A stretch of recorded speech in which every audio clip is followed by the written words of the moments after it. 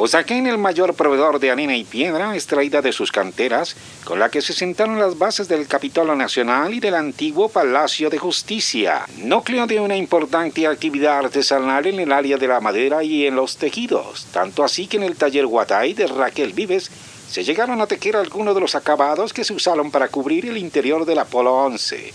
Está usted en sintonía con Radio Enlace Bogotá. Radio Enlace Urbano presenta Súbete al tren, un paseo por Usaquén.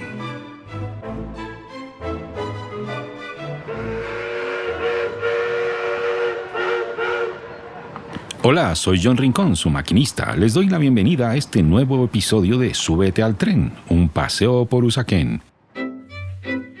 El vagón de los invitados. Hoy vamos a conocer los procesos sociales de los cerros nororientales de la localidad de Usaquén.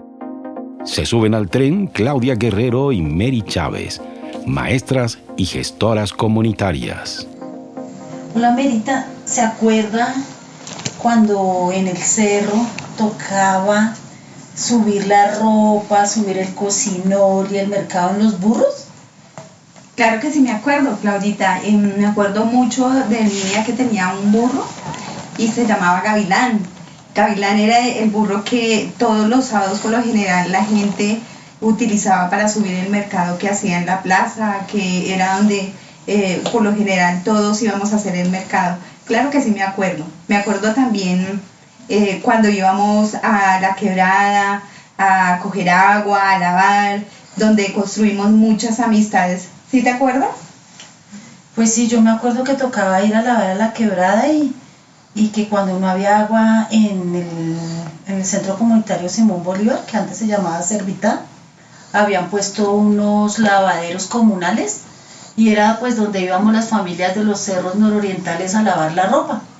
Pero pues era en la quebrada donde se construía y se intercambiaban las noticias del barrio, se sabía acerca de las personas, porque pues en el lavadero tocaba esperar el turno, tocaba esperar que se llenaran los pozos. Cuando había sequía había unos pozos que eran especiales para coger agua para preparar los alimentos. Pero también recuerdo que eso era como algunas familias que no teníamos el acueducto comunal que había construido los primeros habitantes del cerro, como Apuleyo Acevedo, como Bernabé, como varios abuelitos que alrededor de todo el proceso organizativo con el padre Bernardo Hoyos construyeron una represa en la parte de arriba del cerro y hicieron un acueducto comunal. Incluso dentro de las juntas de acción comunal había un responsable de abrir el registro y digamos que abría ese registro para que las familias les llegara el agua a la casa, pero no todas las familias teníamos acceso a ese acueducto comunal. Entonces hacíamos uso de las quebradas y pues en las quebradas pues ya éramos bastantes porque los cerros empezaron a crecer mucho, empezaron a llegar más familias, empezaron a haber más lotes y pues toda la gente iba comprando su lotecito en la medida que iba pudiendo y iba construyendo las primeras viviendas que fueron en tela asfáltica, en madera, y ya poco a poco pues en este momento la gente pues ya tiene sus casas muy bien estructuradas, muy bien terminadas. En la primera parte como de la fundación de los cerros, la gente trataba de recrear mucho lo que es recopilar toda la parte del campo. Entonces pues la gente en sus casas tenía ovejas, tenía gallinas, tenía cerdos, habían algunas familias que tenían vacas y pues el medio de transporte más utilizado, el burro.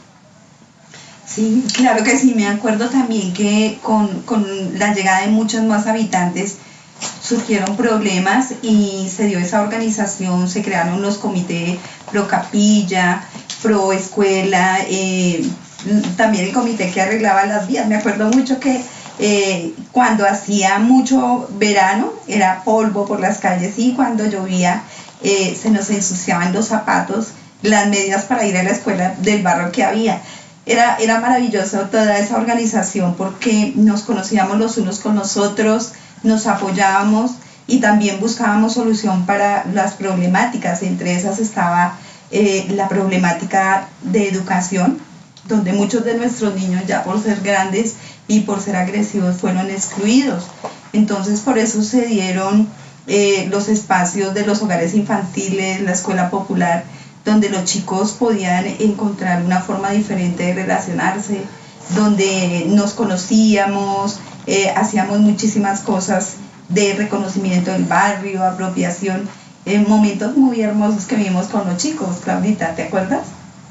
Sí, de todas formas, en la medida de que empezaron a crecer los barrios, se generaron nuevas necesidades. Entre esas necesidades, la posibilidad de que las familias tuvieran acueducto, la posibilidad de que las familias tuvieran donde dejar a sus niños menores de 5 años. Inicialmente eran atendidos en el jardín de Servitá, pero después pues algunas mujeres, viendo esa necesidad, se organizaron alrededor de ollas comunitarias que hacían para que una de las mujeres fuera cuidando los niños, y alrededor de eso en una casa cuidaban 10 o 15 niños, y poco a poco se fueron organizando hasta fundar las asociaciones pro defensa de los derechos del niño. Muchas de esas mujeres, entre ellas Hermencia Guacaneme, Rosalba, doña Melba, personas también que venían de universidades como Edgar León, como Zoraida Silva, como varias personas que se comprometieron con los derechos de los niños y las niñas, y desde una mirada que tenía que ver con la importancia de la educación desde la primera infancia, se empezó a fundar como unos espacios que en este momento son unos jardines, son unos escenarios muy bien dotados, tanto con las personas y las mujeres que se han ido cualificando, que son maestras que se cualificaron a través del tiempo, que validaron sus estudios, que hicieron sus estudios universitarios, dado que es importante reconocer que todos estos procesos organizativos surgen muy liderados por las mujeres, ya que en los cerros y en general en las comunidades son las mujeres las que generan procesos organizativos, porque son muy detallistas en detectar cuáles son esas necesidades que se ven cada día en la cotidianidad de los barrios. ¿Sabías qué? ¿Sabías qué? El periodo de transición entre los años 40 y 50 permite observar a un usaquén proveedor de materias primas que creará a su alrededor una clase económica obrera que se instalará en los mismos terrenos, especialmente cerca de las canteras de arena y piedra caliza, que se convertirán en un pilar de la economía del sector y le permitirá darse a conocer como un centro de materiales para las futuras construcciones de la ciudad. Continuemos escuchando el relato de Claudia y Mary. No podemos dejar de lado también un espacio tan importante que es el de los abuelos, ¿no? Que ellos de alguna manera nos han transmitido el conocimiento, enseñándonos a bailar las guabinas, los bambucos, enseñándonos a cómo se hacen los envueltos, cómo también empezar a encontrarle el aprovechamiento de las plantas, de las aromáticas. Ese es un proceso muy bonito que se ha vivido por siempre durante este transcurso en el cerro, y que cada día debemos reconocerlo porque es valioso para ese intercambio entre los niños y los abuelos. Eso nos ha permitido también que a través del tiempo veamos cómo los niños y las niñas se apropian de esos conocimientos, y hoy en día podemos ver algunos que han también llegado ya a la parte profesional que antes no se daba en el cerro. Creo que nosotros hemos aportado también cualificándonos en la universidad, y ahora hay jóvenes y niños que también están pensando en hacerlo. Sí, de todas formas, los barrios, y en especial Cerro Norte, es un barrio que tiene mucha historia y que tiene muchos protagonistas. Y tiene protagonistas en todos los escenarios. Ahorita uno puede ver muchos jóvenes que luchan por alcanzar sus sueños, por transformar su realidad, y eso me parece que es magnífico. Me parece que es importante también recuperar la voz de los abuelos, como esa sabiduría que queda de los procesos organizativos, de la recuperación de escenarios para el encuentro, de la recuperación de prácticas culturales como la danza, como el tocar algunos instrumentos, como el recuperar algunas músicas tradicionales, porque inicialmente cuando yo era niña recuerdo que llegué casi a los 5 años a Cerro, 1979, entonces en esa época habían unos abuelitos, que hoy son abuelitos, algunos ya fallecidos, pero que tenían sus grupos de danzas autóctonas de la región andina, tenían sus grupos de música que tocaban el tiple, que tocaban el requinto. Entonces es importante recuperar, porque es importante reconocernos y recuperar toda esa sabiduría que hay en los barrios. Fuera de eso, pues también hay muchas mujeres lideresas que han generado como ese liderazgo en diferentes escenarios, ¿no? Me parece que, por ejemplo, están muchas abuelitas que están al frente de procesos organizativos, de recuperación de la preparación de algunos alimentos que ya casi no se preparan, como los cuchucos, las sopas, y todos esos espacios. Hay un momento que los convocaba y era la Feria del Maíz, como un escenario de recuperación de saberes que lideraba la Asociación Pro Defensa de los Derechos del Niño, y estaba al frente pues la Casa Taller, que era un proceso organizativo con jóvenes.